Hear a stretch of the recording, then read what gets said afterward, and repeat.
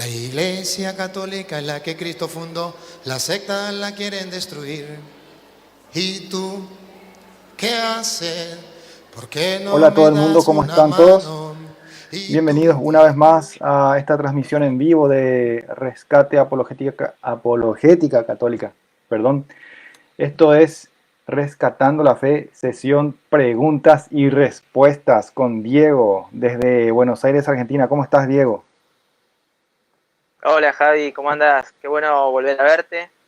Estamos acá otra semana, gracias a Dios, acompañándote y bueno, ansiosos de poder responder algunas dudas que fueron haciendo la gente estas semanas, ¿no? En la página de Facebook de Rescate, que si todavía los que están viendo esta transmisión por alguna razón no están suscritos en la página, por favor háganlo y también díganles a sus conocidos, a los que sepan que el Grupo Rescate les puede dar una ayuda, ¿no? A iluminar la fe. Así que todo bien, Javi, gracias a Dios. Sí, La gente seguramente impaciente estaba por que arranquemos.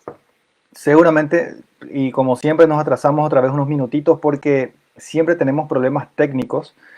Cabe decir que nosotros hacemos esto con lo que tenemos.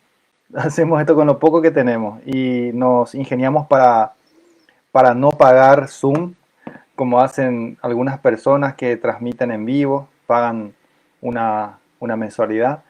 Y bueno, como nosotros no cobramos por predicar, nosotros hacemos esto por amor, entonces la verdad que no tenemos fondos para andar pagando Zoom o andar pagando, qué sé yo, otras cuentas que hacen este trabajo de streaming, transmisión por internet, por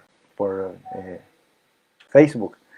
Entonces, Diego, tuvimos una semana bastante atareada, tuvimos varios videos en los que hablamos sobre nuestra mamá María. Hablamos con la doctora Nora Sayas, hablamos también con César Chamorro y bueno, creo que la gente se prendió, estuvieron preguntando, los hermanos separados como siempre haciendo sus comentarios muy incisivos Muy y cristianos. muy cristianos. También, ¿sabes qué, Diego? Igual les agradezco a los hermanos separados, no importa de la denominación que sean, la verdad que nunca quieren decir su denominación porque, no sé, parece que les da vergüenza, pero sí que hacen preguntas y eso me gusta porque no hay pregunta tonta, sino que hay tonto que no quiere preguntar. Así que yo les animo a los hermanos evangélicos, no importa de qué denominación sean, vean nuestros programas y hagan preguntas. Si no se animan en vivo, entonces pueden mandarnos un mensaje al privado y les respondemos cuando apenas se dé la oportunidad. Dieguito, ¿qué tenemos para hoy? ¿Qué tenemos para hoy? Sí, sí. Bueno, seguimos un poco con lo que dijiste, que estuviste una semana atareada en el Grupo Rescate, es porque seguimos en el mes de María, ¿no? Mayo es el mes de María, y por eso para los que recién se enganchan, bueno, saben que este mes es especial, donde también se nos pide volver a rezar el rosario en familia, ¿no? Seguramente mucha gente con esto de la pandemia volvió a empezar a rezar el rosario. Eso es una tarea muy linda, es algo muy lindo para hacer. Yo inclusive lo hago con mi propia familia todos los días. Así que bueno, desde el espacio de rescate invitarlos a que se sigan formando con nosotros, con otras páginas católicas también, pero no dejar de lado la oración, ¿no? Y bueno, también decirle a la gente que nos está viendo en todo el mundo, ¿no? Porque realmente nos ven desde muchos lados. Vos, Javier, sabés que sos el que estás atento de los mensajes, ¿no? De cuántos lugares nos escriben, cuánta gente nos felicita por este espacio que ya la gente católica necesitaba, ¿no? Nosotros somos un pequeño espacio que, bueno, ojalá que sea una motivación para que los que estén viendo esto también se animen a de alguna forma a empezar a evangelizar también, ¿no? Ujú. Por ahí compartiendo los videos, digo, bueno, por ahí no me animo a estar frente a una cámara, ¿no? Pero bueno, por lo menos comparto, le comento, mirá, hay unos chicos que hacen videos, por ahí te pueden ayudar, ¿no? Entonces, invitarlos a la gente, ¿no? Que nos ayude y también que nos ayude con su oración, ¿no? Así mismo. Y bueno, y también, ahora que vamos a entrar en tema, ¿no? También pedirle a la gente que tenga su Biblia a mano, que también se traiga por ahí un cuaderno, ¿no? Para anotar las citas bíblicas o las cosas que digamos acá. Y un poquito con lo que dijiste recién, Javi, de los hermanos esperados, ¿no? Que, bueno, nosotros, como vos lo dijiste bien, lo hacemos con mucho amor, bien a pulmón esto, ¿no? Acá nosotros lo hacemos todo por amor a Dios y por las almas. Y decir a los hermanos que, bueno, les agradecemos que hagan preguntas, pero que siempre, así como nosotros somos respetuosos con ustedes, también lo sean con nosotros, ¿no? Porque no es lindo por ahí ver mensajes donde no se practica la caridad, ¿no? Hacia el prójimo, ¿no? Y tanto Ujú. Javier como yo lo hacemos esto con mucho amor. Dios conoce nuestras conciencias, ¿no? Y nunca lo que hacemos acá o lo que se pone en el muro nunca es para molestar realmente a los hermanos, sino que es para ayudarlos, ¿no? A despejar dudas y hacerles ver que por ahí la visión o la idea que tienen de la Iglesia Católica no es la real, ¿no? Ujú. Así que bueno, Exactamente. eso. Sí, y bueno, justamente esta semana hubo muchos comentarios molestos de los hermanos separados por una publicación que hicimos, o más bien que yo hice, porque yo me hago responsable, yo soy el que publica, yo soy el que prepara las publicaciones de Facebook. Entonces, si es que se quieren enojar con alguien, que se enojen conmigo. Yo soy el que ve los temas que vamos a postear de acuerdo a la situación, de acuerdo algunas veces de acuerdo a lo que se va a hablar en la misa. Y bueno, pero generalmente voy rotando de tema y algunas veces son publicaciones para exhortar, para abrir los ojos también a las personas, no solamente a los hermanos eh, separados, sino que también a los católicos que piensan que da igual estar aquí o allá. Y bueno, esta semana hubo eh, algunos comentarios molestos de algunas personas por una publicación en la que dije que los evangélicos dicen que los pastores y las pastoras tienen el poder de interceder ante Dios y hacer milagros. Y ahí, bueno, se ve la foto de una pastora que tiene tatuajes en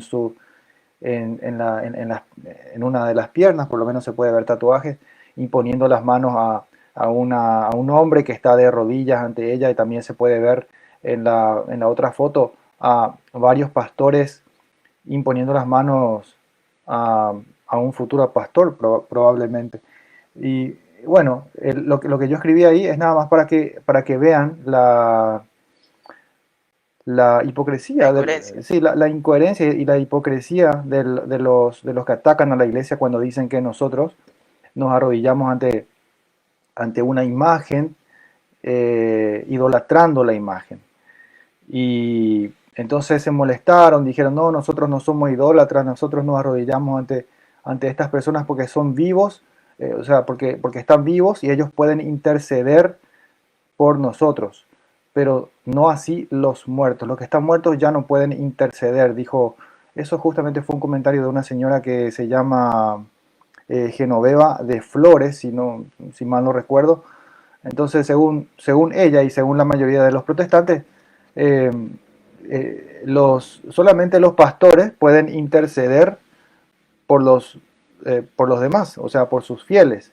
Pero una vez que uno muere, ya no puede interceder, ya no puede hacer nada, ya no puede escuchar, ya no puede oír, ya no puede hablar.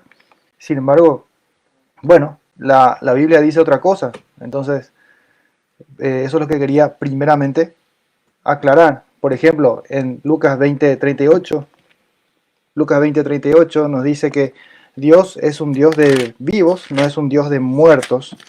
Acá les muestro, si quieren pueden abrir su Biblia, dice Lucas 20:38. Ahí está, efectivamente, dice, no es un Dios de muertos, sino de vivos, porque para Él todos viven. Y bueno, anteriormente mencionan a, a Moisés, a Abraham, a Isaac, a Jacob. Entonces, en referencia a eso dicen que Dios es un Dios de vivos, no de muertos. O sea, esas personas, a pesar de que ya murieron en la carne, entonces siguen vivos, ¿dónde? En el cielo, en la gloria de Dios. Y también en Apocalipsis capítulo 6, Diego, podemos ver eh, que como dice acá, Javi, sí, Javi, ¿podés repetir los versículos por ahí para la gente que quiere tomar nota? sí, acá, sí, ahora hace un minuto leí Lucas 20:38, donde dice claramente, si quieren pueden leer del versículo 37, donde ahí Ok. van a ver el contexto. Lucas 20:37, 38. Y también Apocalipsis 6, versículo 9, donde dice, cuando abrió el quinto sello, vi debajo del altar las almas de los degollados a causa de la palabra de Dios y del testimonio que mantuvieron. Y acá está la clave, acá está. Escuchen, pongan la lupa, no sé dónde está Lupita, pero bueno, pongan su lupa, escuchen. Dice, se pusieron a gritar con voz potente. Si una persona, o sea, si el alma de la persona, como dicen ellos, no puede escuchar, no puede oír, no puede hablar, mucho menos va a poder gritar. ¿No te parece, Diego? Claro, Entonces, claro, obvio. claro, entonces están vivos y pueden gritar. ¿Y qué gritaron estos muertos, entre comillas? Porque siguen vivos.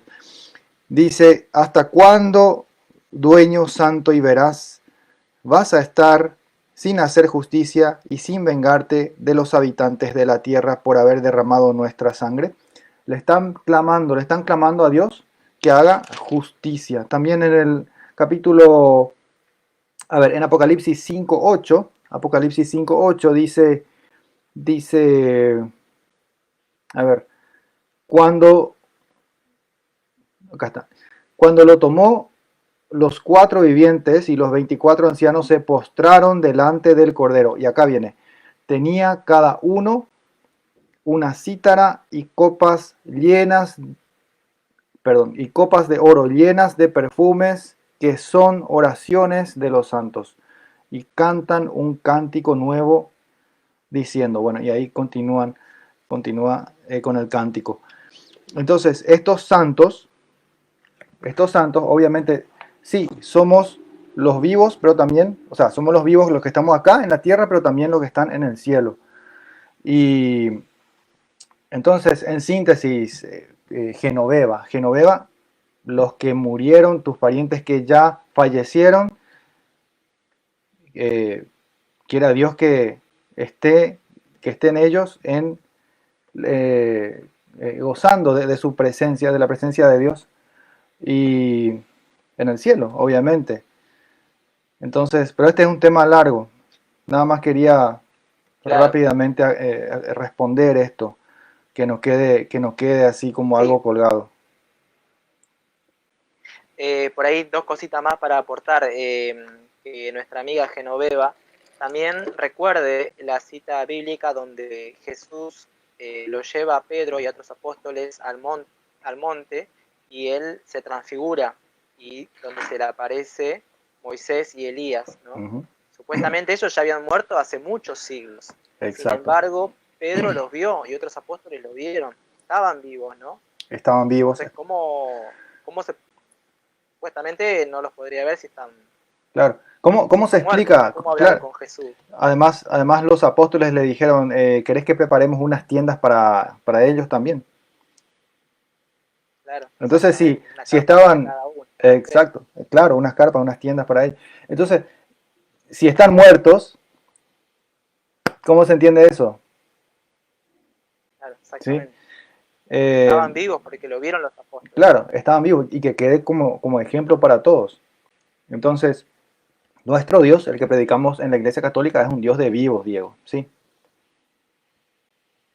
te escucho. Exactamente. Y una cosita más también ahí para aportar es, como ustedes saben, la Biblia que nosotros tenemos no es la misma que la Biblia que tienen los hermanos evangélicos, ¿no?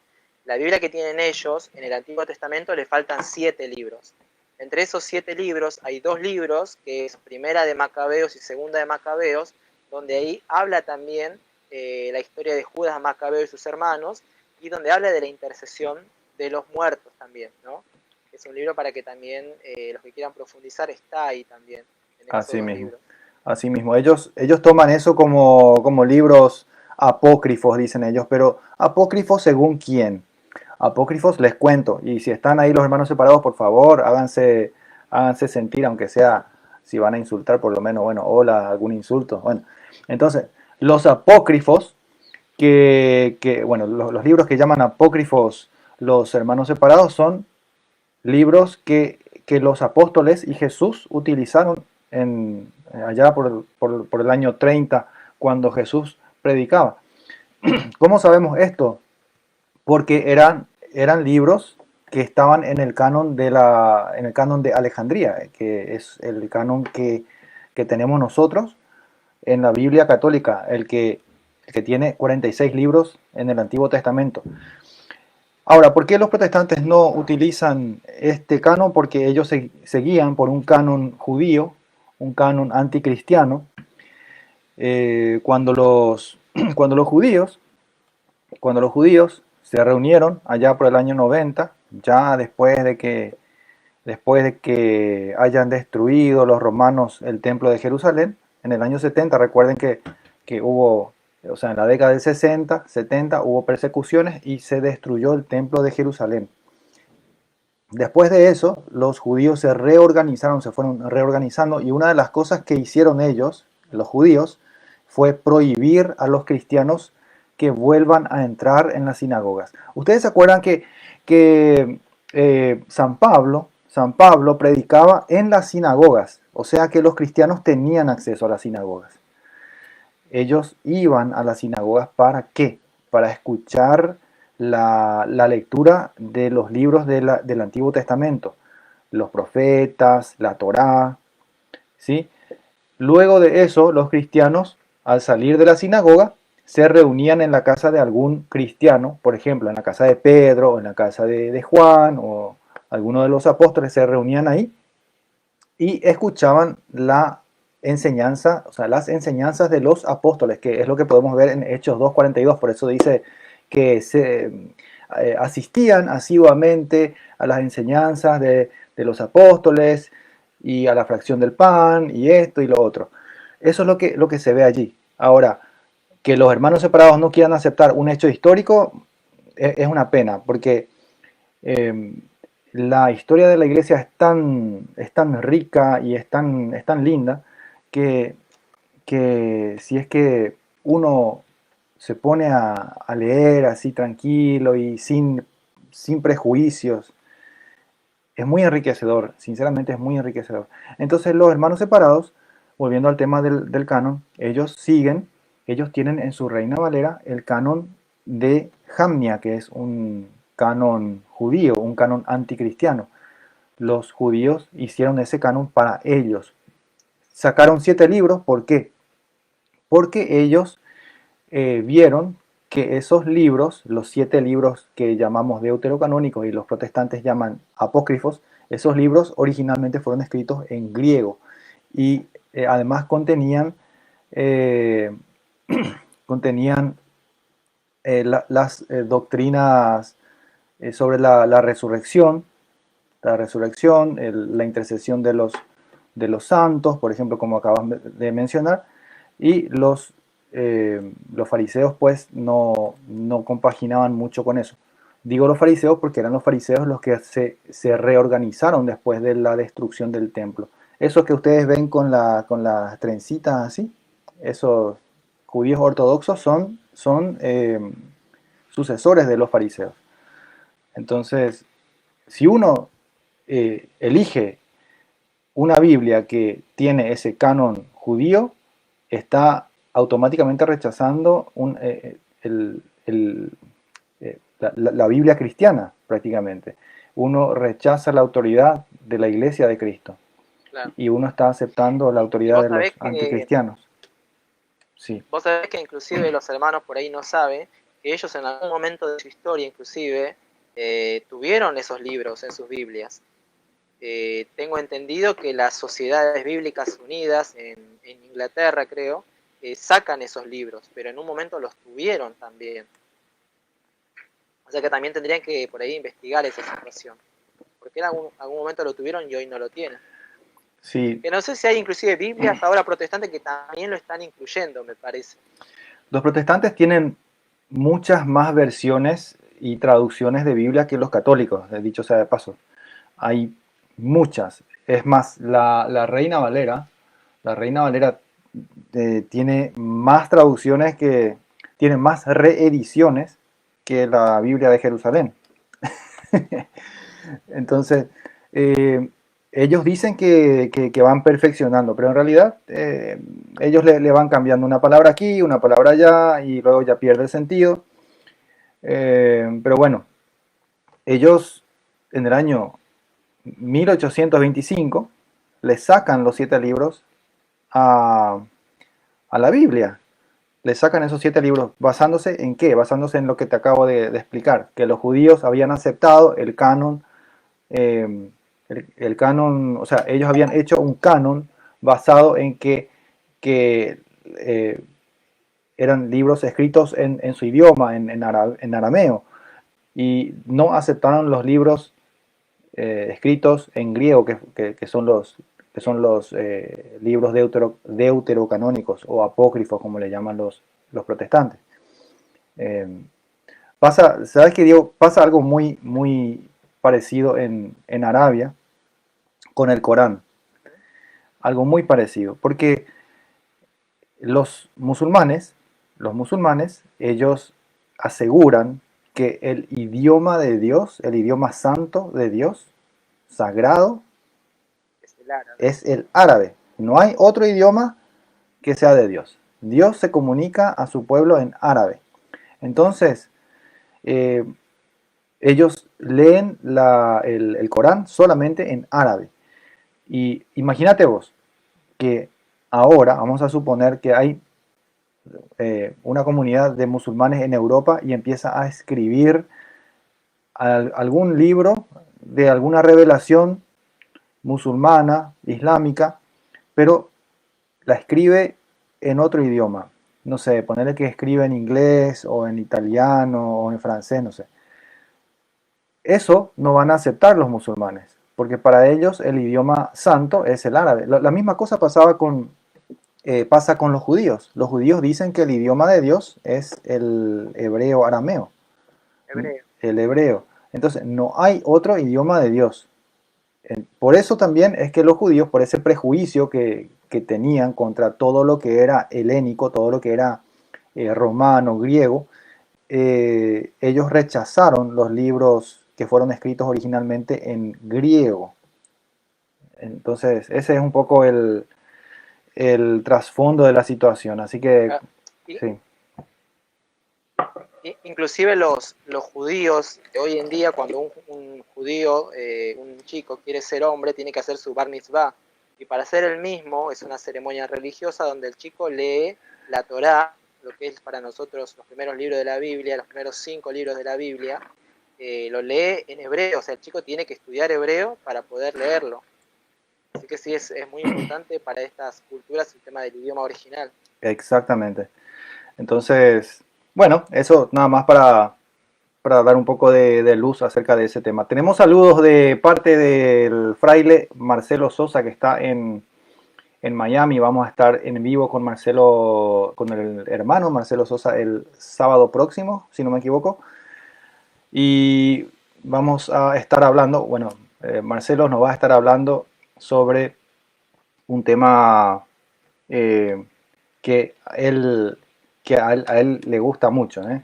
Vamos a estar hablando un poquito sobre nuestra madre, la Virgen María, como madre de Dios. ¿Por qué decimos que es madre de Dios? Así que péguense al Facebook, perder, ¿eh? Sí, no se lo pueden perder.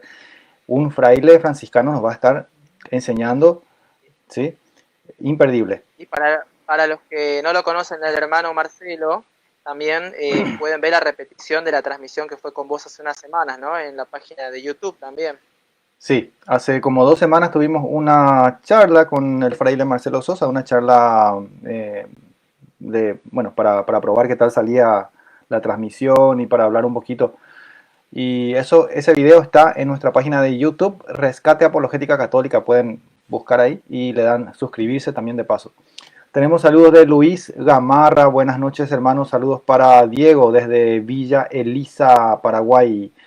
Hernán Páez desde Ñemby nos saluda también. María Seg.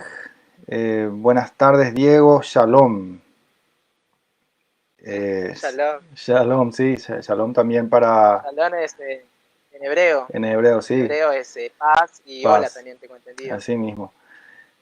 Y bueno, Amanda Caballero también está, nos manda saludos, aplausos y corazones. Muchas gracias, Amanda, gracias por seguirnos y gracias a todos los que nos están escuchando. Bueno, una pregunta que nos hizo una persona en la página, bueno, no sé su nombre, pero su usuario es ODC Vic Campeón.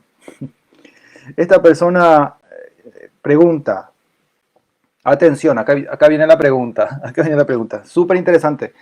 Si a una persona se le excomulga, deja de ser católico cristiano, o cristiano católico, mejor dicho, ¿y qué tiene que hacer para volver a integrarse o volver a estar en comunión? Buena pregunta. Entonces,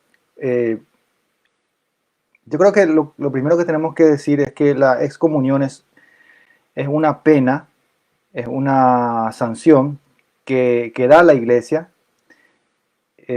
cuando una persona comete alguna falta grave. Obviamente uno no deja de ser católico si uno no apostata contra la fe. ¿Qué es la apostasía? Bueno, la apostasía es el rechazo total de la fe cristiana.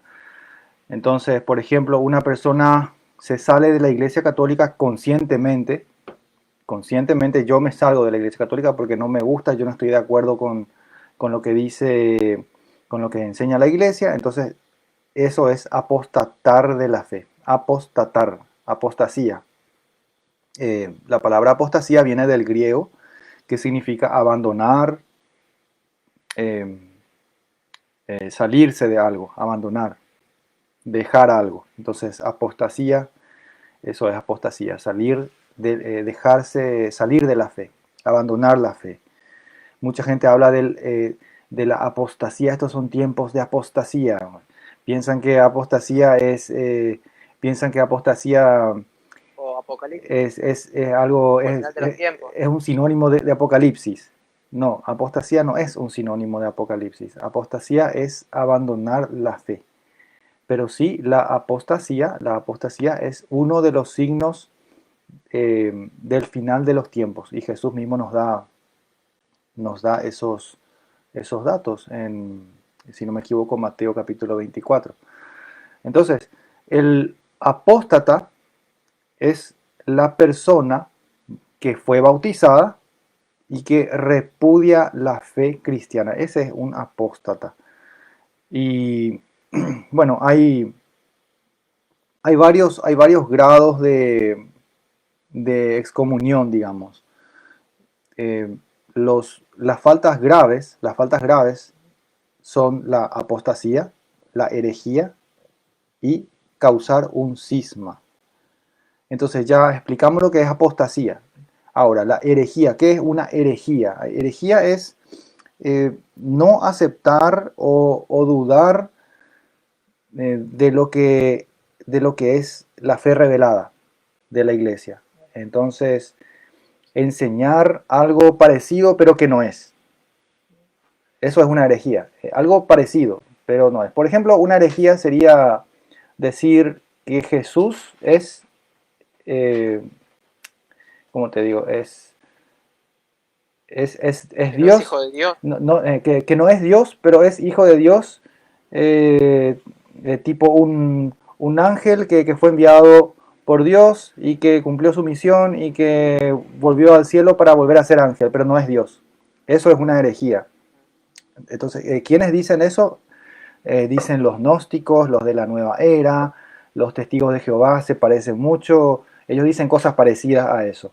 Entonces, eso es una herejía.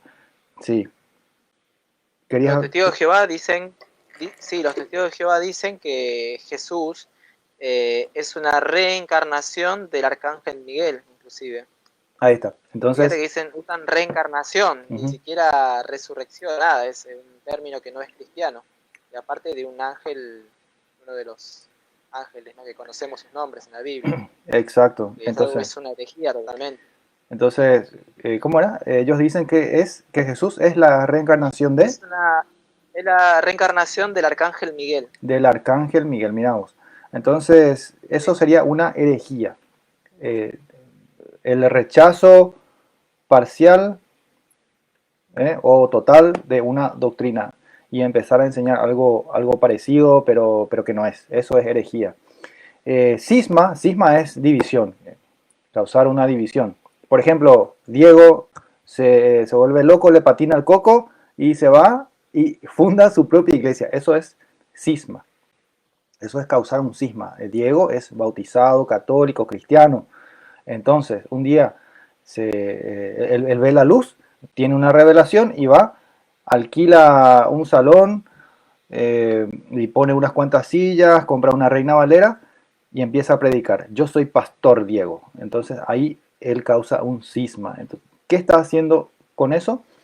Está apostatando de la fe, está predicando herejías y está causando un cisma. Eso es pecado grave. Entonces Diego quedaría en ese caso excomulgado. Excomulgado, sí. Y si eso fuera verdad, hasta muchos se ponen obispos, se autoproclaman obispos de su propia iglesia. Un obispado sin sucesión apostólica. Así mismo.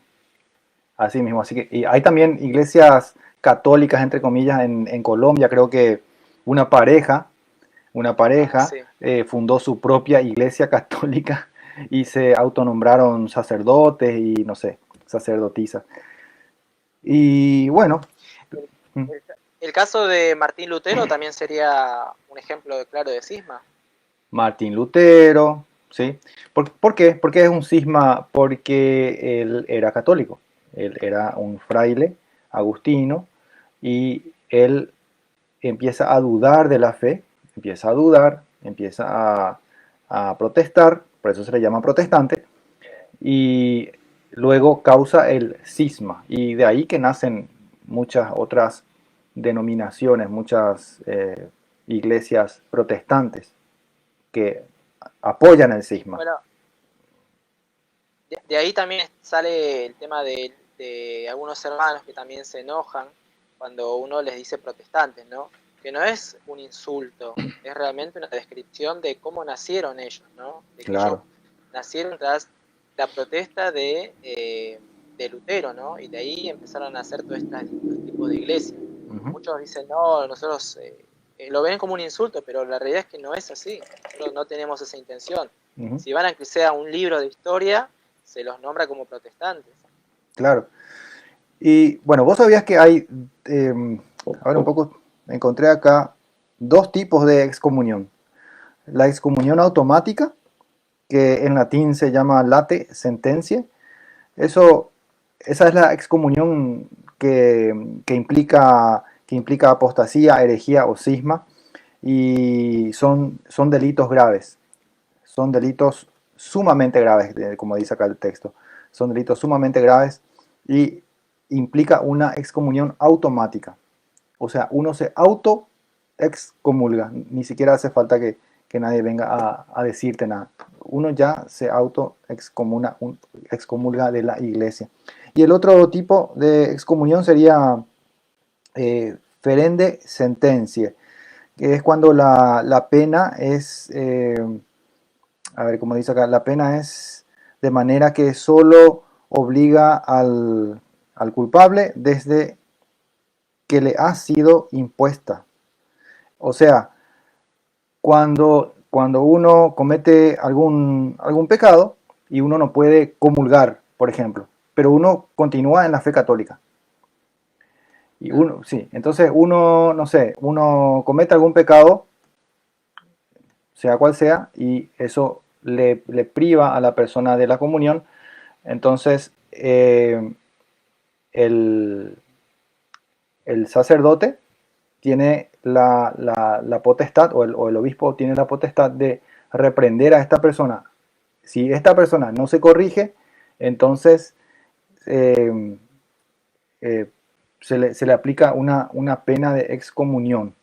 Pero, ¿cómo entonces la persona se vuelve a integrar o estar en comunión con la iglesia? Era la segunda parte de la pregunta. Bueno, la persona primeramente tiene que arrepentirse del daño que hizo, tiene que arrepentirse del pecado que hizo, y ya depende de cuál haya sido su pecado, va a tener una pena menor o mayor. Eso le, eso le toca al obispo, eso le toca al obispo decidir. Esta persona que está excomulgada tiene que ir y hablar con su obispo, confesarse y ver cuáles van a ser los pasos a seguir para que esta persona vuelva a integrarse a la iglesia. En caso de apostasía, hay personas que están volviendo a la iglesia. Entonces, en caso de apostasía, ¿qué es lo que se hace? La misma cosa. La persona debe arrepentirse de su apostasía, debe arrepentirse de haberse ido a las iglesias evangélicas, tiene que ir a hablar con el obispo, confesarse, y el obispo seguramente le va a decir, bueno, que haga algunos meses de catequesis para instruirse bien en la fe, para corregir el error. Es por dar un ejemplo, porque uno comete apostasía, porque uno duda de la fe, porque uno no cree. Entonces el obispo le puede decir, bueno, tu castigo, entre comillas, porque no es un castigo, yo no vería eso como un castigo, pero el obispo le puede decir, mira, necesito que, necesito que asistas a catequesis durante tantos meses para fortalecer tu fe, para que conozcas la fe a profundidad. Y después de eso, vamos a reevaluar tu situación, vamos a continuar hablando y te vamos a reinsertar en la iglesia.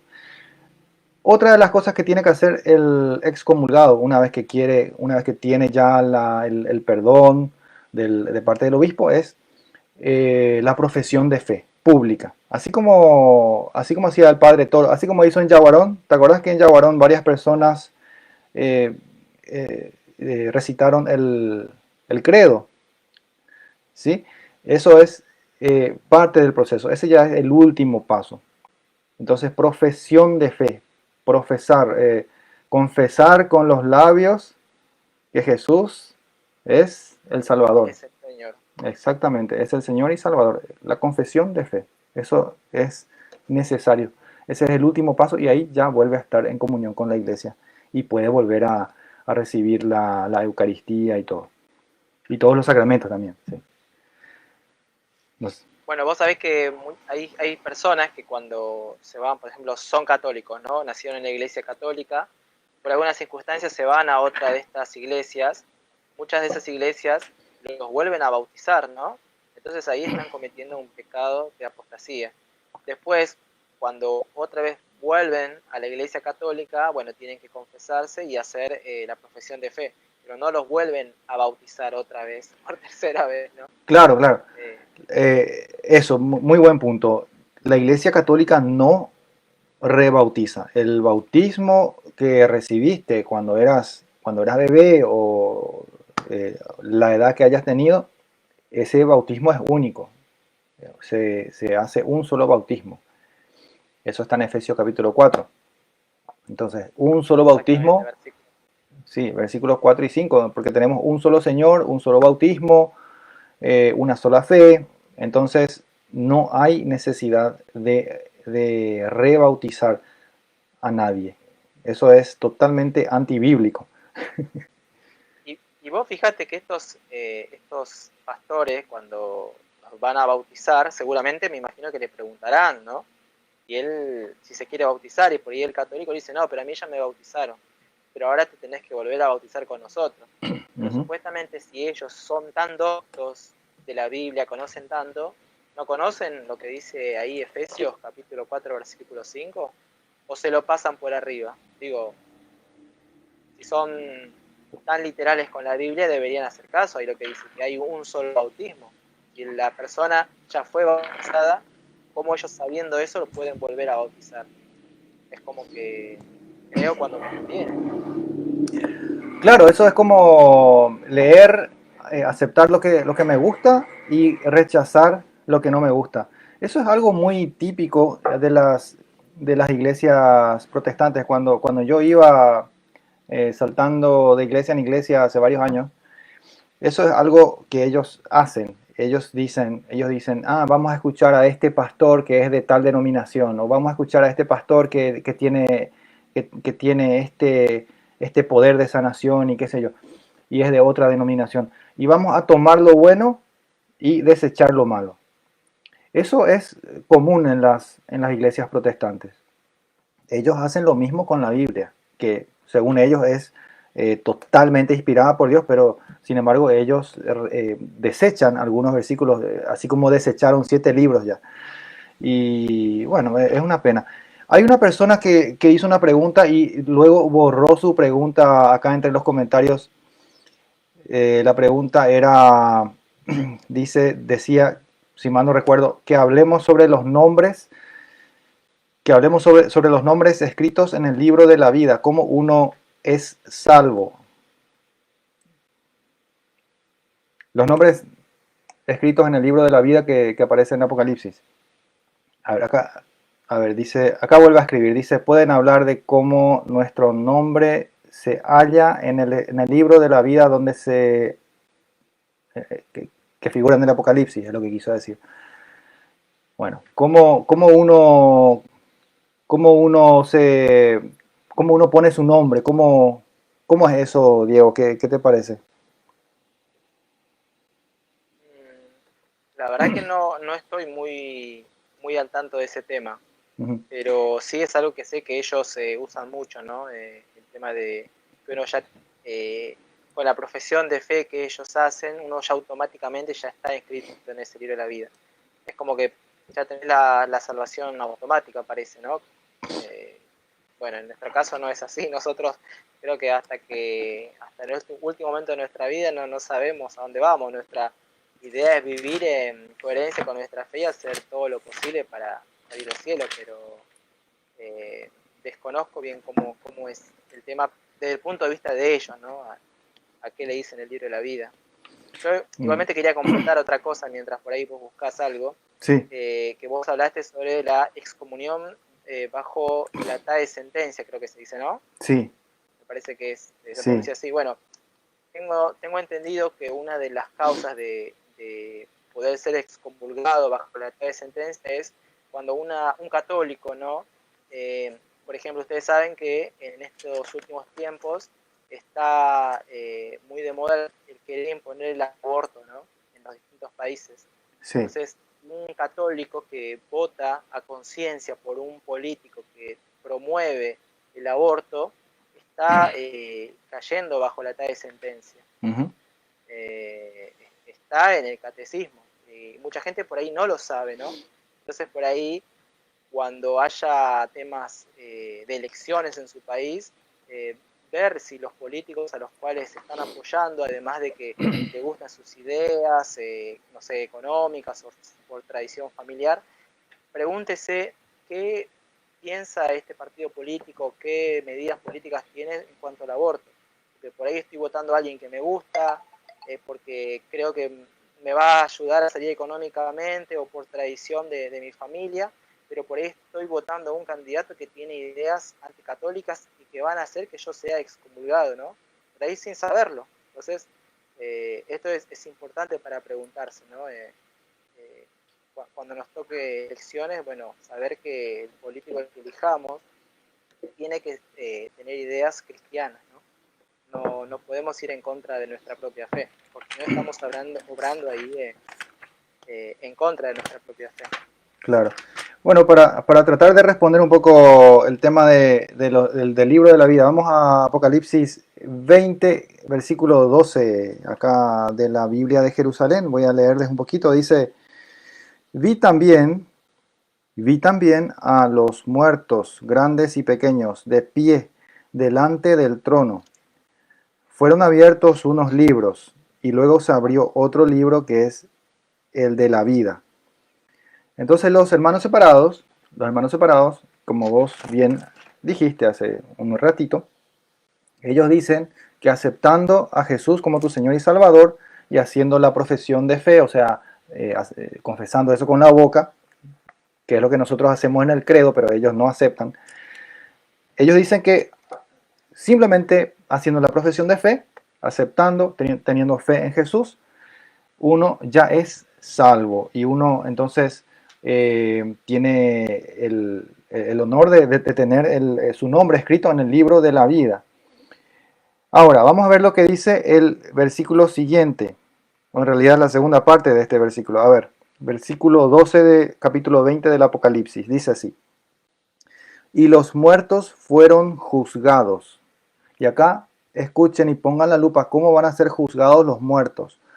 Dice, según lo escrito en los libros, conforme a sus obras. Entonces, el juicio va a ser según las obras, como también bien nos dice Santiago en el capítulo, a ver, capítulo 2, creo que es. Capítulo 2, versículo 19. A ver. La fe sin obras es obra muerta. Sí, acá está. Ese... Acá está. Sí, a partir del versículo 14 nos dice, ¿de qué sirve, hermanos míos, que alguien diga, tengo fe si no tiene obras? ¿Acaso podrá salvarle la fe? Si un hermano o una hermana están desnudos y carecen de sustento diario, o sea, no tienen que comer, y alguno de vosotros les dice, id en paz, calentaos y hartaos, pero no les dais lo necesario para el cuerpo, ¿de qué sirve? Pues así es también la fe. Si no tiene obras, está realmente muerta. Y al contrario, alguno podrá decir acá, al contrario, algún evangélico podrá decir esto. A ver, paren la oreja y pongan la lupa. Dice, ¿tienes tú fe? Ah, a ver. Y al contrario, alguno podrá decir, ¿tienes tu fe? Pues yo tengo obras. Muéstrame tu fe sin obras y yo te mostraré las obras por mi fe. Entonces, la fe tiene que ser algo que se vive, algo que produce frutos, no puede ser una cosa que de puro palabra, puro emocionalismo. Eh, Así que si uno quiere tener su salvación asegurada, si uno quiere vivir tranquilo y ir al cielo, saber que uno va al cielo, porque el católico también puede estar seguro de su salvación. No es verdad que el católico no puede saber a dónde va, sino que lo que pasa es que el católico muchas veces no quiere vivir su fe. Entonces, al no vivir su fe, no sabe qué va a pasar de él el día que muera. Y por ahí viene el ataque de los hermanos separados. ¿Qué es lo primero que te preguntan? Te preguntan, cuando mueras, ¿sabes a dónde vas a ir? Y el católico le dice, no, yo no sé. Ah, pero yo sí sé porque yo ya recibí a Cristo y yo soy salvo. Y ustedes siguen una religión y en esa religión no se predica la salvación. Eso es lo que dicen los hermanos separados.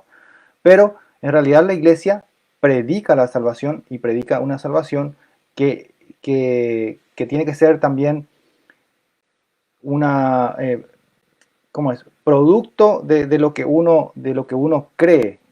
La fe, por eso la fe sin obras es una fe muerta. No sé si me explico, Diego. Sí, sí, no, está claro.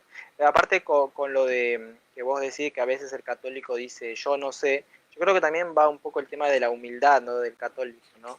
Que a pesar de que Sí, puede haber hecho muchas obras, no se siente digno, capaz todavía de ir al Señor, ¿no? Los mismos santos, ¿no? Vos los escuchás hablar y vos decís, pero ¿cómo este santo duda de que va a ir al cielo cuando lo ven todos? Pero por ahí el mismo santo todavía no se siente eh, digno, ¿no? De tener esa tacha, ¿no? De ir al cielo, ¿no? pesar de que todos los católicos por lo menos conscientes, coherentes, intentamos, ¿no? Vivir con esa esperanza, ¿no? De tratar de hacer las cosas bien, y algún día, si Dios lo permite, estemos con él en su reino. Claro. Del otro lado, por ahí a veces lo veo también como yo ya soy salvo automáticamente, hasta da algo hasta de soberbia inclusive en esas palabras. Claro. Lo que sucede es que los hermanos separados toman algunos versículos y desechan otros, como ya habíamos dicho hace unos minutos. Ellos toman la parte que les gusta y lo que no les gusta, entonces no. Esto es obra de la masonería que está detrás de las sectas protestantes. Bueno, la masonería, todo el mundo sabe que quiere destruir a todo lo que es religión, a todo lo que es Dios en el mundo. La masonería impulsa ese movimiento. La masonería también está detrás de los movimientos pro aborto y bueno, detrás de muchas cosas que van contra la doctrina de la Iglesia Católica. Y bueno, pero si leemos Romanos capítulo 2, versículo 6, por ejemplo, nos dice, a ver, aquí está, si leo del versículo 5, dice, por tu cerrazón de mente y tu carácter impenitente vas atesorando contra ti ira para el día de la ira, cuando se revele el justo juicio de Dios, quien dará a cada cual según sus obras, vuelve a decir, así como en Apocalipsis 20:12. Entonces Romanos 2:6 va exactamente igual que con Apocalipsis 20:12. Dios va a pagarnos a cada uno según nuestras obras, pero también obviamente esas obras tienen que ser con amor, con fe, no porque no por mostrarse, no obras superficiales, obras vanas. Entonces, uno tiene que hacer las cosas por amor.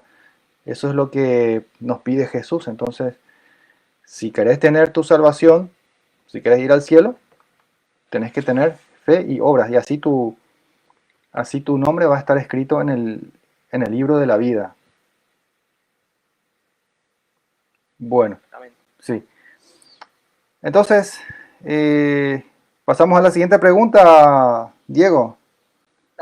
Dale. Vamos a la siguiente pregunta. Nos tomamos bastante tiempo con la anterior. A ver, dice Luis Gamarra, me gustaría saber si existen capítulos en la Biblia de los cuales se puedan demostrar que a los niños sí se les puede bautizar y no solo a los adultos, como siempre me dicen mis parientes protestantes evangélicos. Gracias. Bueno, ¿qué le podemos decir, Diego? Sí, hay citas bíblicas donde demuestra que desde el comienzo la Iglesia Católica ya bautizaba no solo a los adultos, también a los niños, y lo vamos a comprobar también ahora con citas bíblicas, ¿no? No es un impedimento para el niño el bautizarse, porque inclusive Jesús mismo es el primero que dice, ¿no? Dejen que los niños vengan a mí. Claro. Entonces, que él ha prohibido, o los apóstoles, no bautizar a niños, creo que irían en contra del maestro, desde la lógica, ¿no? Claro, porque pero bueno, hay citas bíblicas para poder ayudar a nuestro hermano. Claro, porque los niños también son acogidos por el amor de Dios. ¿O acaso Dios no ama a los niños? Dios también ama a los niños. Entonces, los niños pequeños pueden ser incorporados al misterio de Cristo y ser acogidos en la fe de la iglesia. Y bueno, por eso es muy importante también que los padres tengan una fe viva, no una fe superficial, que es lo que casi siempre se ve, lastimosamente. Entonces, eso es lo que critican los hermanos separados, que los católicos dicen que son cristianos, pero no se comportan como cristianos. Entonces, yo creo que es una buena crítica la que nos hacen muchas veces. Tenemos que vivir la fe de tal forma que se vea, que la gente sepa, que se dé cuenta, esos son cristianos, son católicos, son cristianos. Entonces, eso es algo que tenemos que tomar eso como una crítica constructiva, no hay nada que hacer. Entonces, los padres al bautizar a sus hijos, que son bebés, ellos aceptan el compromiso de educar en la fe cristiana a sus hijos. Y en esta tarea también les van a ayudar los padrinos, por eso que los padrinos tienen que también ser personas de fe, no cualquier persona por ahí. De repente hay católicos que ponen como padrinos a gente que nunca fue a la iglesia o a gente que no cree en Dios. Entonces, ¿qué va a pasar ahí? Pero entonces, bueno, si nos vamos a Hechos 16:15, si nos vamos a Hechos 16:15, vamos a ver que sí se puede bautizar a los niños. A ver, Hechos 16:15. Dice, cuando ella, a ver, te leo un poquito antes, del 14. Una de ellas que adoraba a Dios, no se escuchaba con atención. Se llamaba Lidia. Era natural de la ciudad de Tiatira y se dedicaba a la venta de tejidos de púrpura. El Señor le abrió el corazón para que se adhiriese a las palabras de Pablo. Entonces Pablo le estaba predicando a varias personas y bueno, una de las que adoraba a Dios, una de las que creyó, se llamaba Lidia. Y en el versículo 15 dice, cuando ella y los de su casa recibieron el bautismo, ahí está, entonces ella y los de su casa, dice claramente, recibieron el bautismo. ¿Qué significa? Dentro de esa casa me imagino que habrá niños. Claro, dentro de esa casa, ¿quiénes tan grande? ¿Quiénes vivían ahí? ¿Quiénes vivían ahí? Vivían ella, su marido, seguramente sus hijos.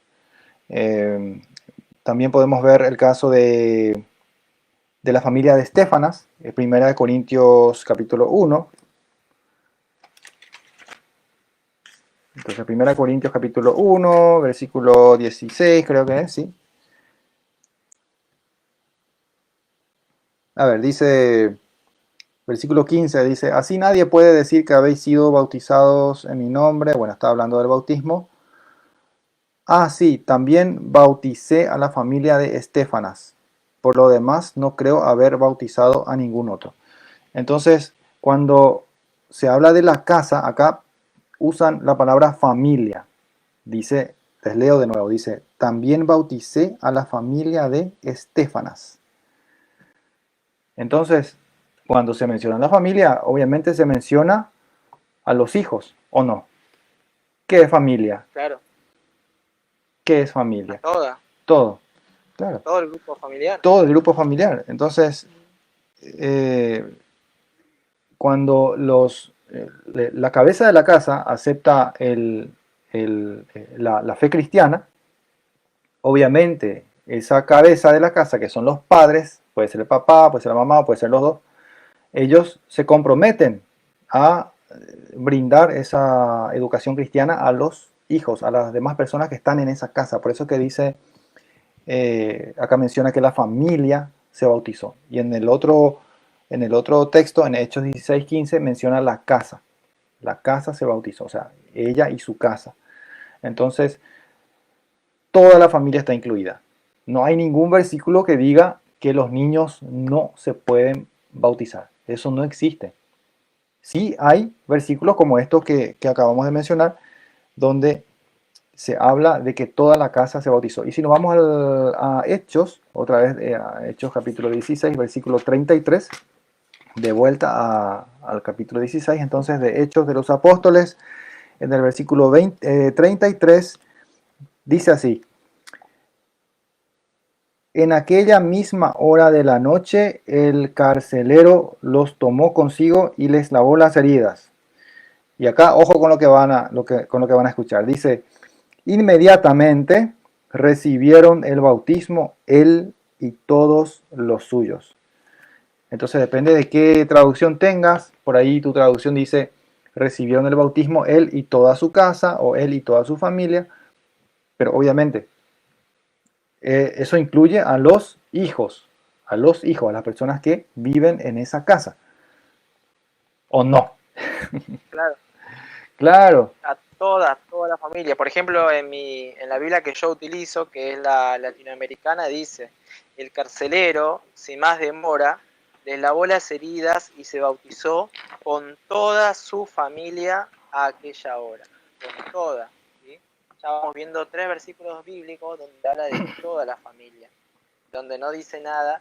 Bauticen a todos excepto a los niños. No dice en ninguna parte eso. no dice en ninguna parte.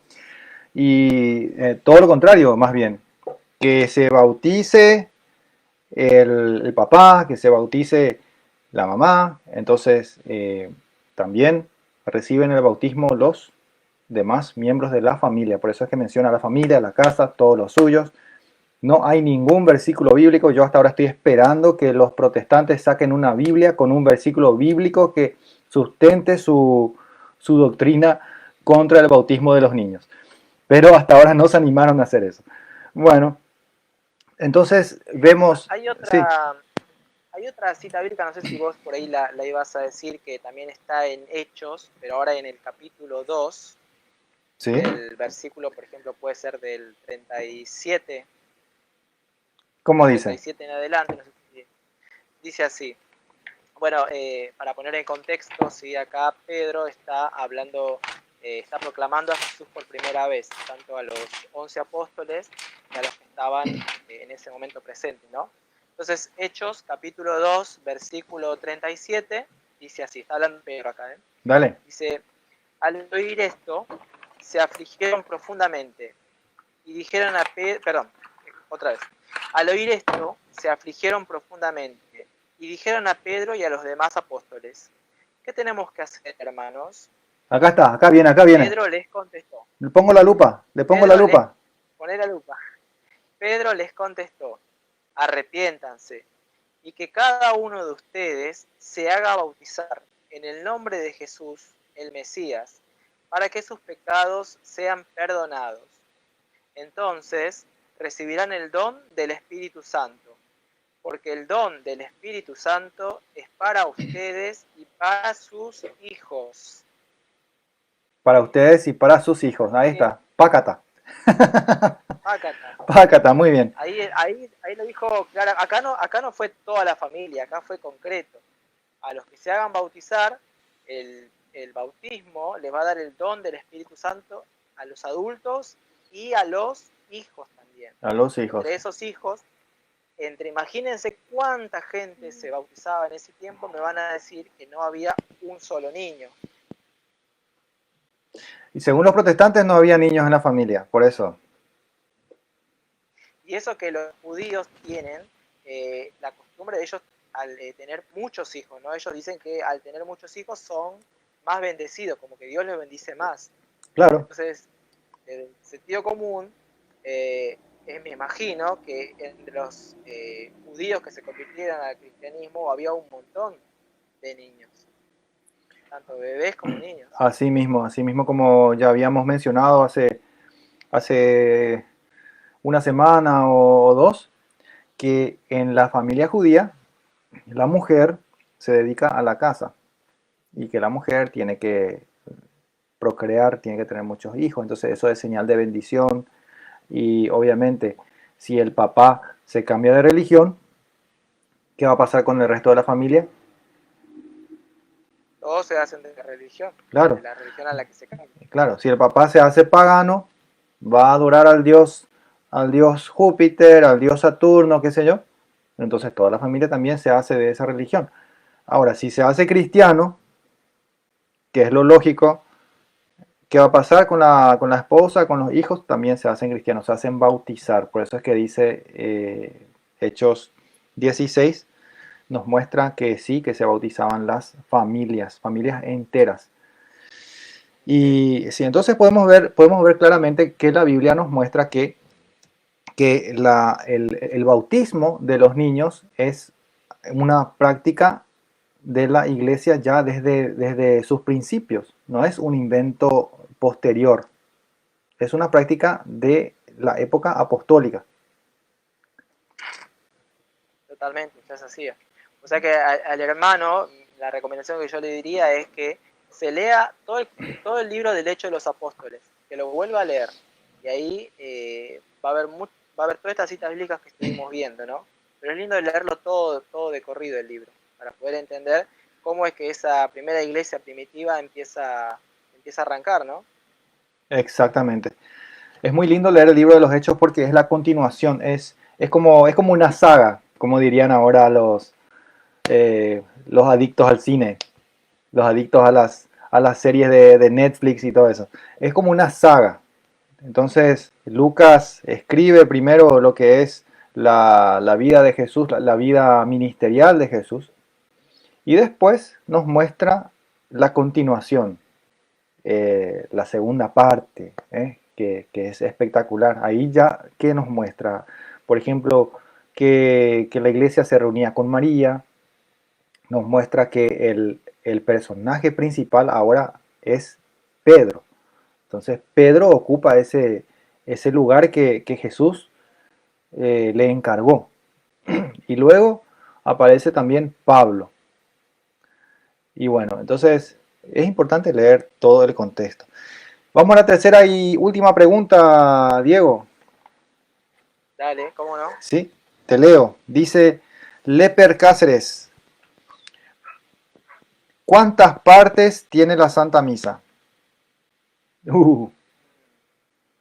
¿Cuántas partes Bueno, tiene? una pregunta muy interesante, ¿no? Y bueno, la verdad que ya es muy linda para contestar, no solo para nosotros los católicos que tendríamos que conocer, ¿no? No las partes de la misa, sino también para que nuestros hermanos conozcan qué es lo que hacemos en la misa, ¿no? Claro. Si tiene sentido, ¿no? ¿Qué es lo que hacemos, no? Uh-huh. Bueno, primero decir un poquito sobre qué es la misa, ¿no? Que la misa desde sus comienzos, ¿no? Tuvo distintos nombres, ¿sí? Se lo conoció como Cena del Señor, como fracción del pan, como la Santa Cena, el Santísimo Sacramento. Hoy en día lo conocemos como la Santa Misa, ¿no? Pero a medida que fue pasando el tiempo, siempre tuvo distintos nombres, pero nunca cambió desde sus comienzos, ¿no? Inclusive la palabra también se lo conoce como Eucaristía, ¿no? A pesar de que la Eucaristía es uno de los 7 sacramentos de la Iglesia Católica, también es como se le decía generalmente a la misa, ¿no? Como diciendo, vamos a la Eucaristía, era decir, vamos a la misa, ¿no? Uh-huh. La Eucaristía es una palabra que viene del griego, que justamente la traducción quiere decir acción de gracias, ¿no? Porque es el momento que le damos gracias a Dios porque nos alimenta con su cuerpo y nos alimenta con su palabra. Quiero agregar algo. Hace, Quiero agregar algo. sí. Los del camino neocatecumenal le llaman Eucaristía a la misa. Ellos dicen, vamos a la Eucaristía. Sí. Entonces, Bueno, uno sí, entiende ahí que está diciendo vamos a la misa. sí, vamos a la misa, claro. Bueno, y Bueno, sí, preguntarnos, ¿cuándo arrancó la misa, no? La primera misa. Esto lo podemos encontrar por ejemplo, en Mateo, capítulo 26, versículos 26 al 28, ¿no? Esto fue en el contexto de la última cena que tuvo Jesús con los apóstoles, cuando celebró la Pascua del Señor, ¿no? Así que para los que quieran anotar ahí, uh-huh, Mateo 26, versículos 26 al 28. sí, Si vos 26 lo al, tenés ahí, Javi, sí, para 26 al leer, o querés que 29. lo lea yo. Te leo, También, claro. sí, Dale. te leo. Dice, mientras estaban comiendo, tomó Jesús pan y lo bendijo, lo partió y dándoselo a sus discípulos, dijo, tomad, comed, este es mi cuerpo. Tomó luego una copa y luego de dar las gracias se la pasó diciendo, bebed de ella todos, porque esta es mi sangre de la alianza, que es derramada por muchos para perdón de los pecados. Y os digo que desde ahora no beberé de este producto de la vid hasta el día aquel en que lo beba con vosotros, nuevo en el reino de mi Padre. Eso es lo que dice Mateo 26 al 29. Sí, Claro. Que a partir de un momento la Iglesia Católica empieza a hacer lo que se llama la Santa Misa, ¿no? La Eucaristía, la Cena del Señor, ujú, y utilizamos ese acto que tuvo Jesús hace más de 2000 años para hacer la misa desde que Él la comenzó hasta, hasta el final de los tiempos. claro. Eh, la Santa Misa, para ser concreto a la respuesta del amigo, se divide en dos grandes partes, ¿sí? En la primera parte, lo que se llama la liturgia de la palabra, y la segunda, la liturgia de la Eucaristía, ¿sí? Que un poquito lo vamos a desglosar, ¿no? Para saber a grandes rasgos, ¿no? Porque es muy rico estudiar el tema de la Santa Misa, ¿no? Eh, bueno, por ejemplo, a ver, la liturgia de la palabra, ¿no? Lo que el comienzo se llaman los ritos iniciales, ¿no? Que es cuando entra en procesión el sacerdote, ¿sí? Que va a presidir la misa, en el cual nosotros también lo acompañamos cantando, ¿no? Con alegría, ¿sí?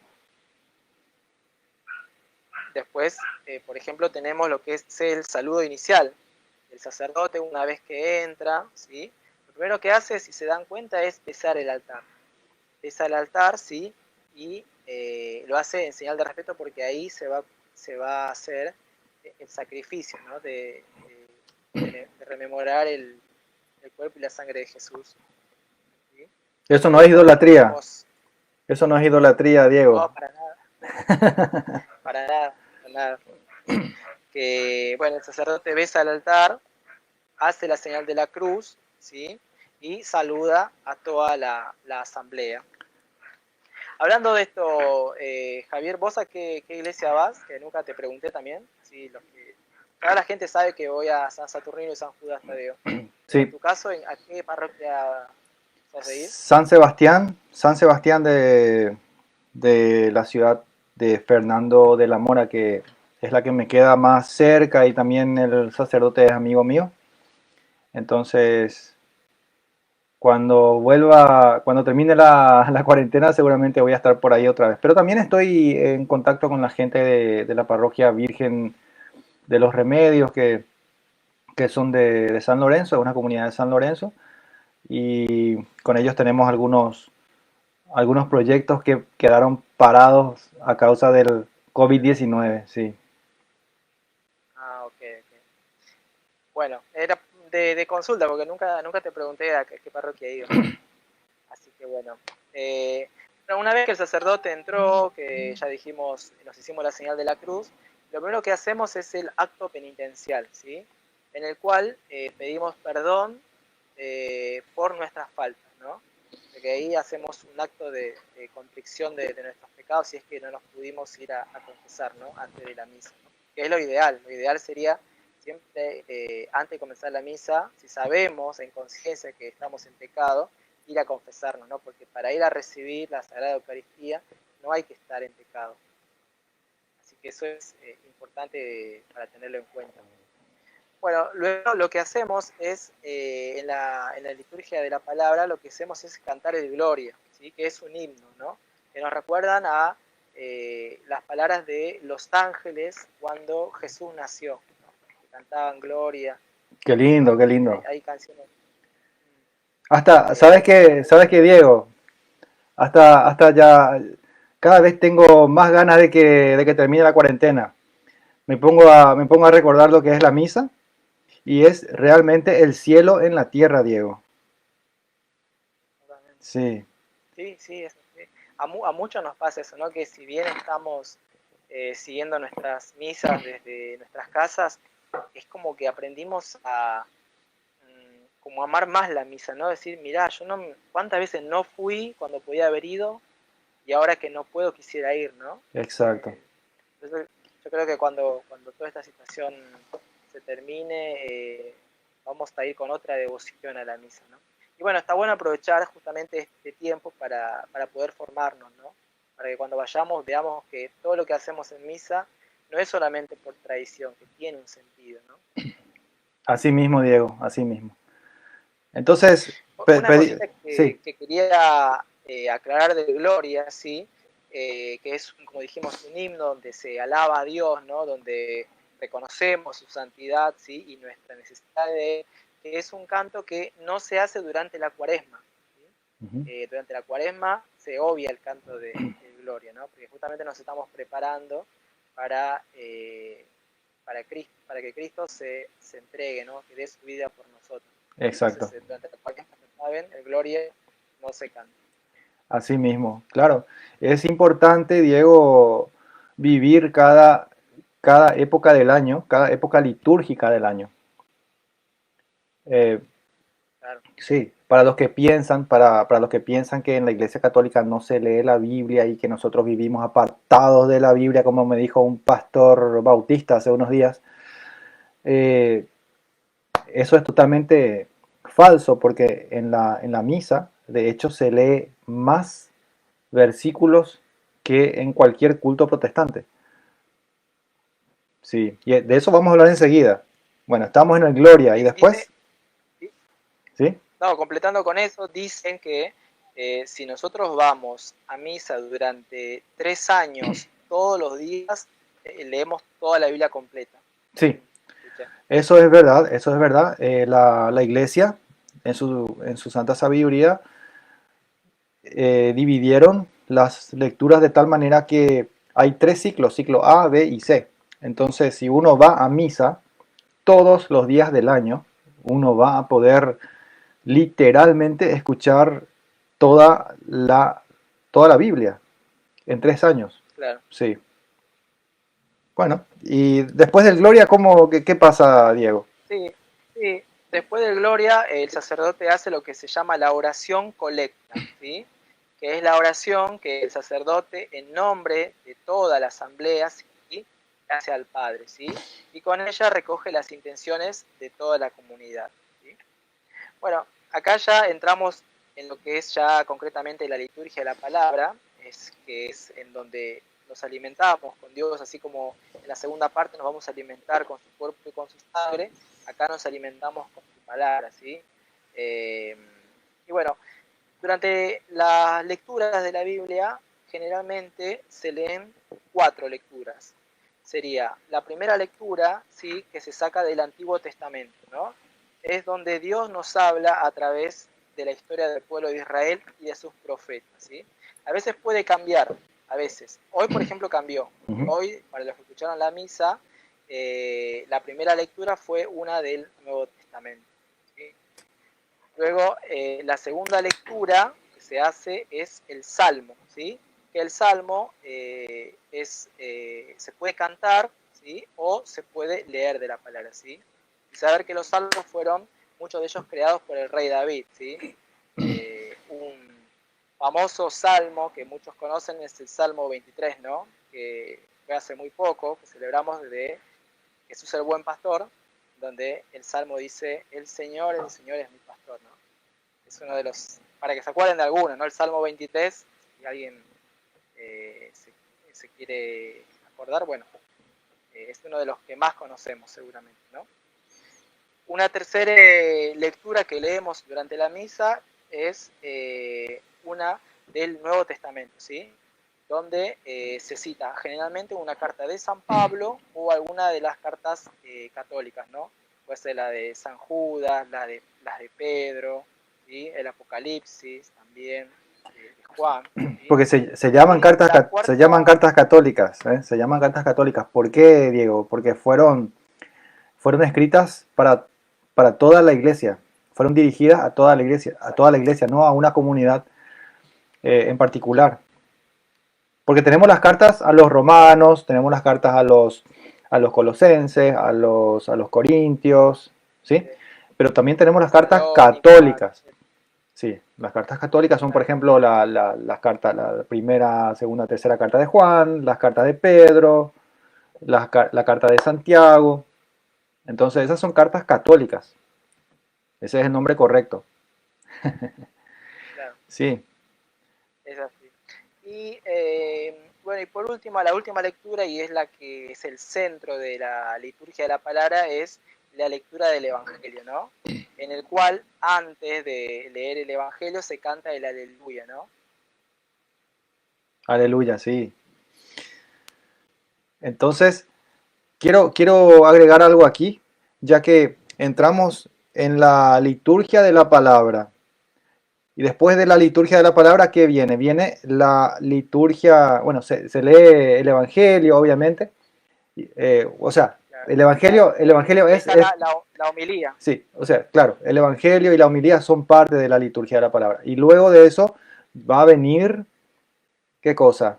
La liturgia La eucarística. liturgia de la Eucaristía. Sí, y ahí quiero que pongan la lupa. Escuchen un poco, ahí veo que está un pastor que se llama Israel, es un pastor que se autonombró pastor, vive en la ciudad de San Antonio. Le mando un saludo. Es muy simpático Israel, tiene videos muy simpáticos, dice que tiene el don de lenguas y todo. Entonces, quiero que escuchen esto. Dice Lucas 24, 27 en adelante. A ver si reconocen aquí la liturgia de la palabra y la liturgia eucarística. Dice, y empezando por Moisés, este habla de Jesús ya resucitado, se le aparece a dos discípulos y acá empieza a hablar Jesús. Dice, empezando por Moisés y continuando por todos los profetas, les fue explicando lo que decían de él todas las escrituras. Es lo que hacemos en la misa. Se habla o sea, se lee primero qué cosa, el Antiguo Testamento, la primera lectura.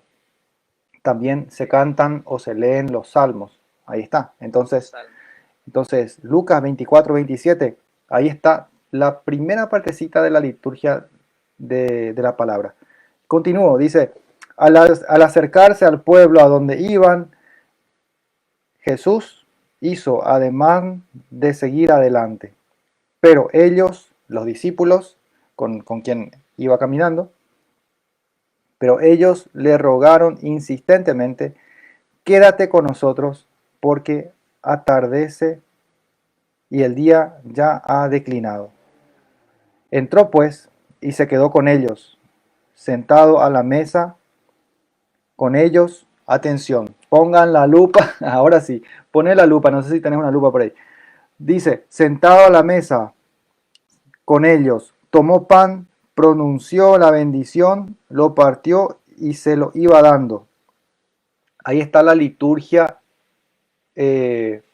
eucarística. Entonces, primero, ¿qué pasó? Jesús les habló de todo lo que decía las escrituras sobre él en el Antiguo Testamento.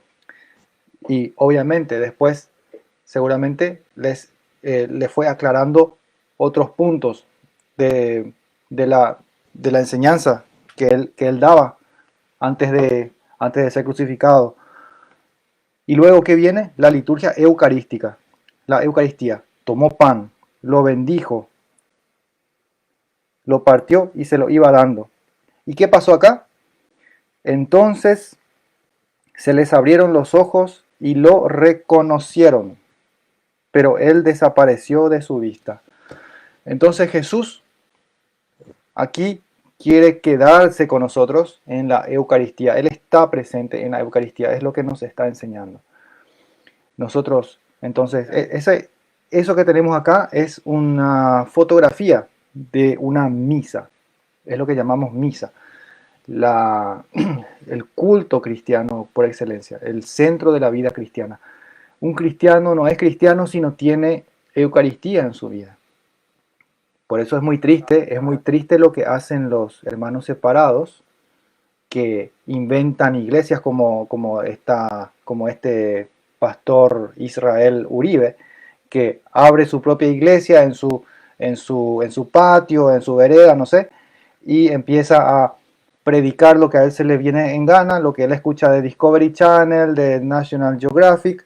Entonces mezcla eso con la Biblia. No, eso no es cristiano, eso es cosa de otro lado. El cristiano reconoce a Jesús en el pan, en la fracción del pan. Les vuelvo a leer. Entonces se les abrieron los ojos a los discípulos que estaban con Jesús y lo reconocieron.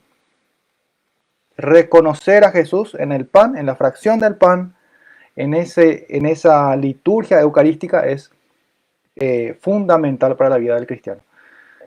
Jesús quiso quedarse con nosotros en la Eucaristía y por eso nosotros como cristianos tenemos que tener esa fe que nos lleva a creer en su palabra, a creerle a Jesús. No solamente decir, ah, Jesús es mi Señor y Salvador y ya soy salvo y yo soy pastor evangélico, yo soy evangelista, yo soy apóstol. No, no, no.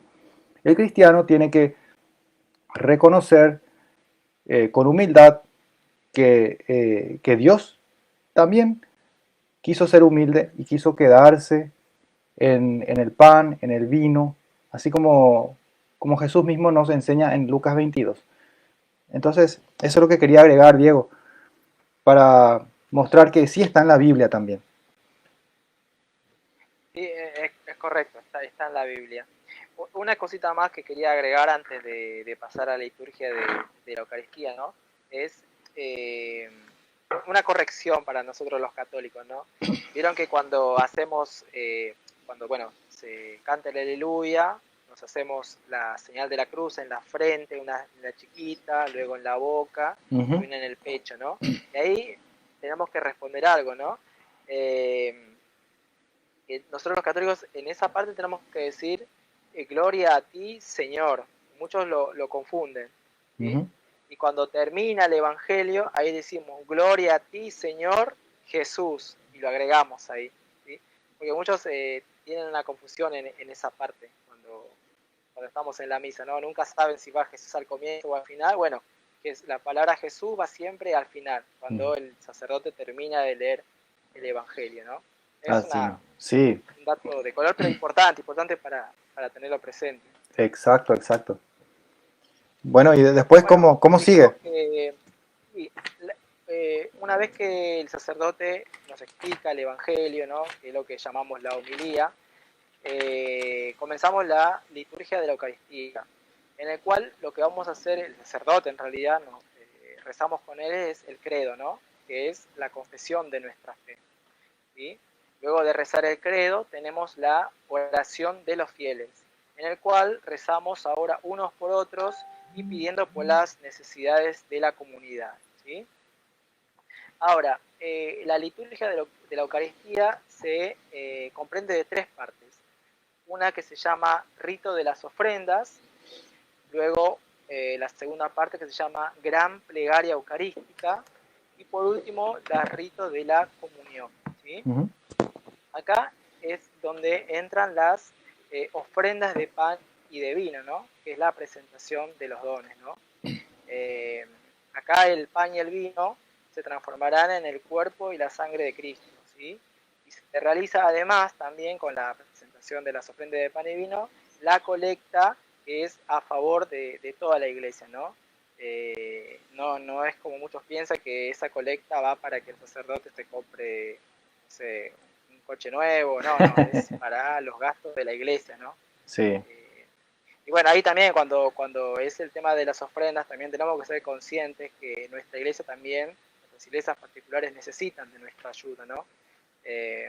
A veces es una pena que por ahí, por ejemplo, ver personas, ¿no? Que van, sí, todos los domingos a la iglesia, pero nunca poner nada, también me parece que no tomamos conciencia de que nuestra iglesia también necesita nuestro aporte económico, ¿no?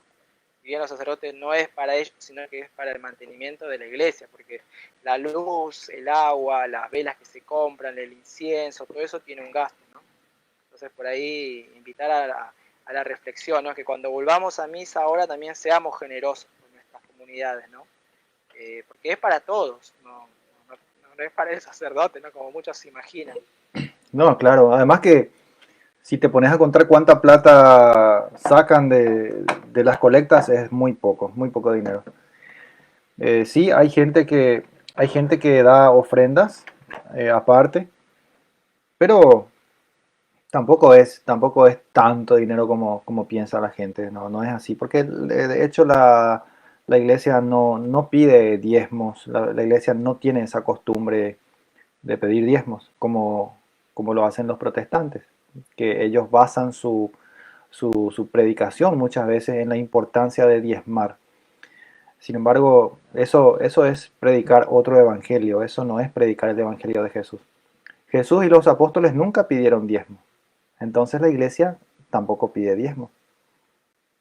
Claro. Sí, Pero aparte de eso, esos diezmos que piden otras iglesias, ahí realmente ahí sí es para sostener, además del culto, seguramente también tienen cosas que pagar, muchas veces también es para sostener al mismo pastor de ellos, que no hacen votos de castidad ni de pobreza como el sacerdote.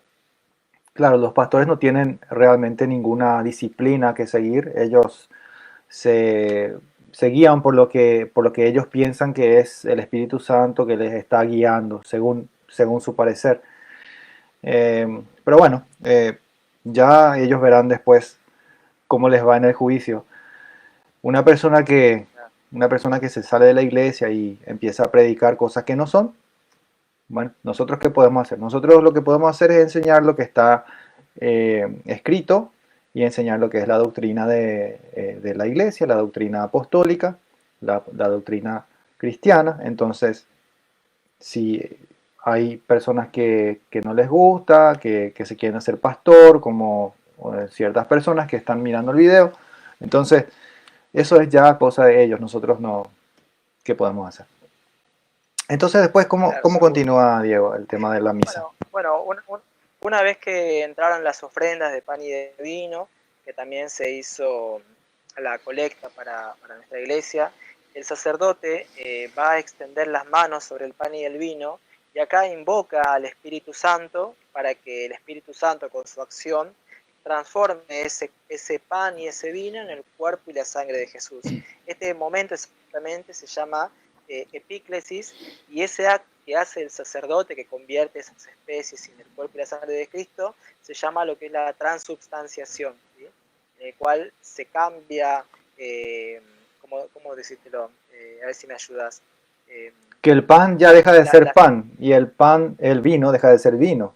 ¿Ahora qué son? Ahora claro, son el cuerpo y la sangre de Cristo. y la sangre de Jesús, Sí, exactamente. A partir de ese momento, ¿sí? En el que lo hace el sacerdote. sí. ¿Sí? Y es más, los pastores, yo sé que muchos en sus iglesias hacen algo así que se llama ellos le llaman la cena del Señor, y creo que lo hacen una vez al mes. Pueden también hacer como hace el sacerdote, imponer las manos, pero eso no se va a convertir en el cuerpo y la sangre de Jesús, porque para que eso sea posible, el sacerdote tiene que tener sucesión apostólica. Claro, el pastor tiene que tener la sucesión apostólica, pero como los pastores no tienen sucesión apostólica, entonces la Santa Cena que ellos hacen no es la Cena del Señor que se ve en 1 Corintios capítulo 11, versículo 23 en adelante, donde San Pablo mismo nos dice, porque yo recibí del Señor, pero ¿de quién recibió San Pablo? De parte de los apóstoles. Porque San Pablo no tuvo un diálogo personal durante la vida de Jesús, sino que San Pablo recibió de los apóstoles, pero para San Pablo, haberlo recibido de los apóstoles era recibir del Señor. Así de importantes son nuestros sacerdotes, que son sucesores de los apóstoles. Si el sacerdote actúa en la persona de Cristo, o sea, en representación de Cristo, entonces, ¿qué quiere decir? Que el sacerdote es otro Cristo.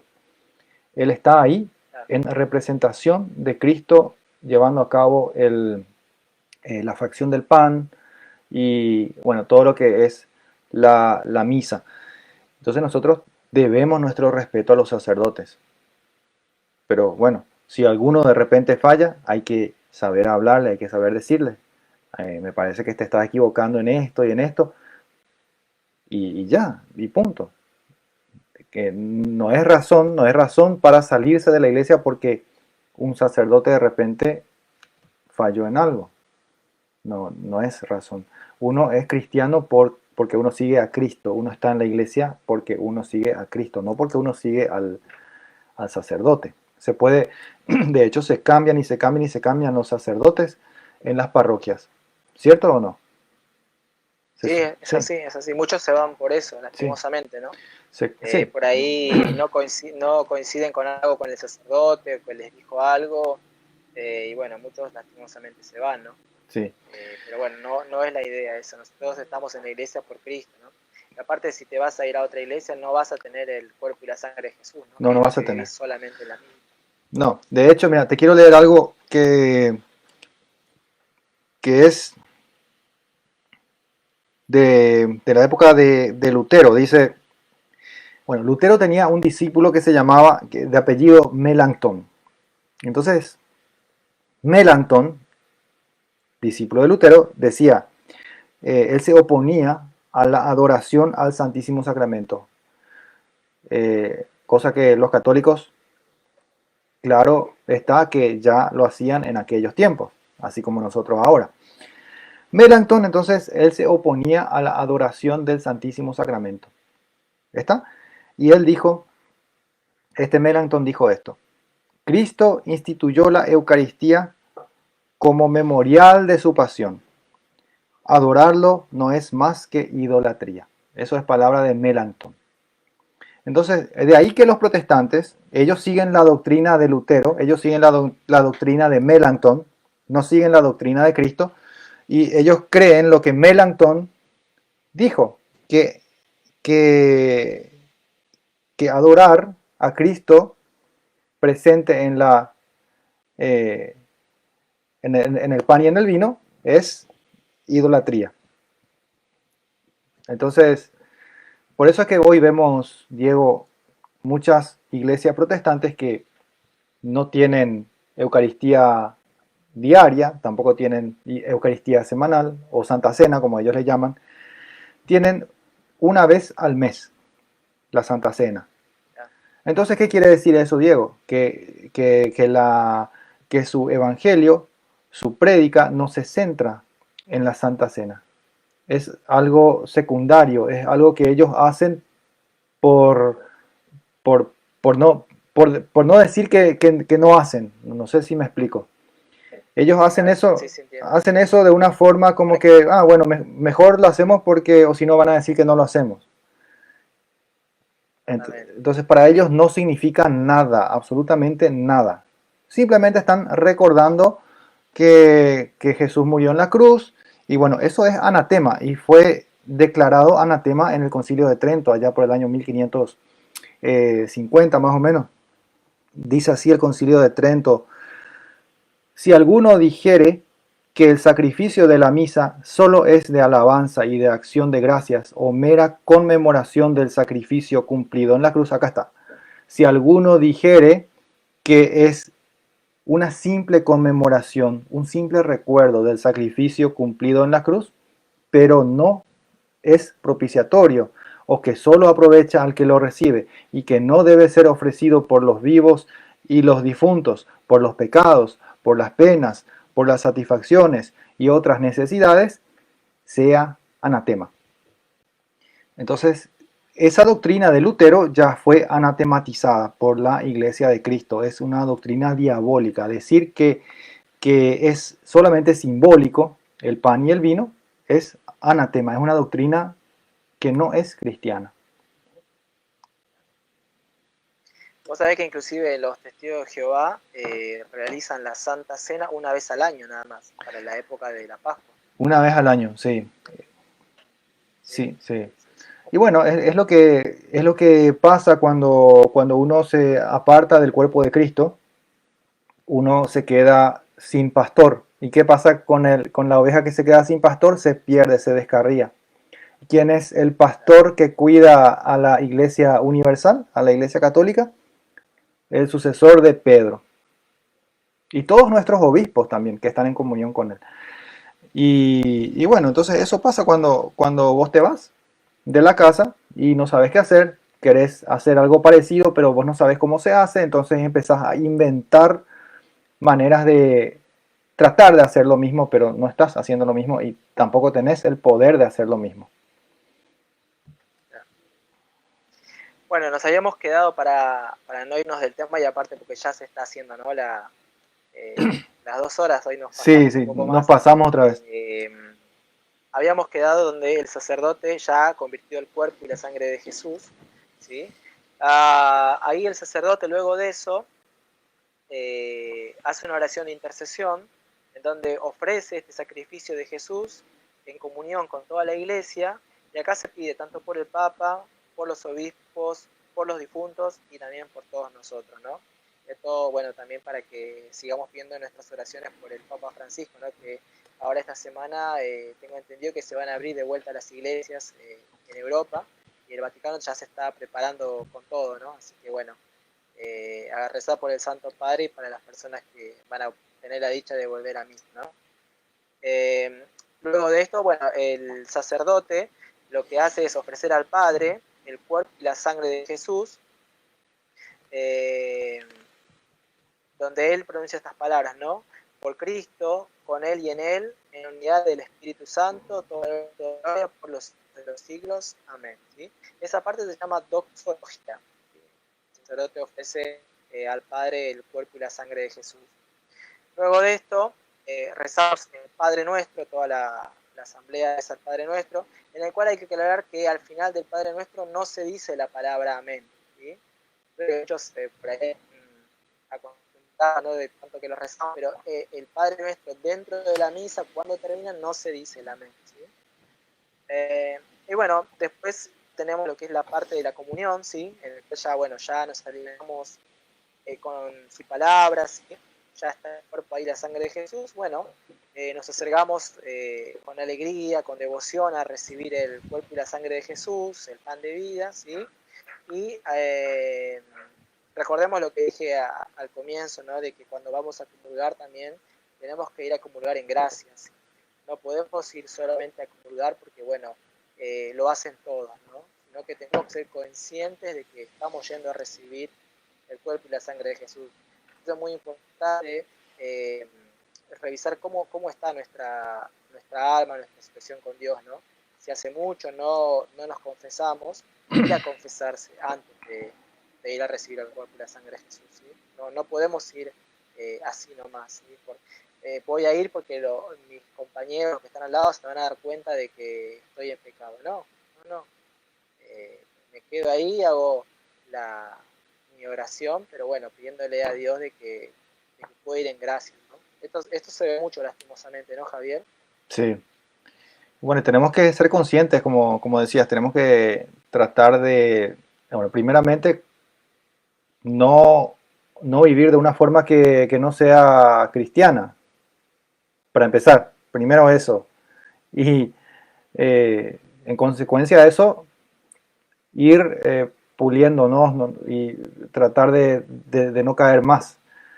Y bueno, si es que pecamos, tenemos a Jesús como abogado que nos perdona, ¿cierto? ¿Y cómo nos perdona? A través del sacramento de la confesión, en la persona de sus ministros, de sus sacerdotes. Por eso es tan importante la confesión. Y bueno, muchas veces no hacemos una confesión frecuente. Pero bueno, es algo que yo creo que la gente va a empezar a tomar un poco más en serio después de la cuarentena, todo lo que es Sí. la fe. Sí. Sí, coincido.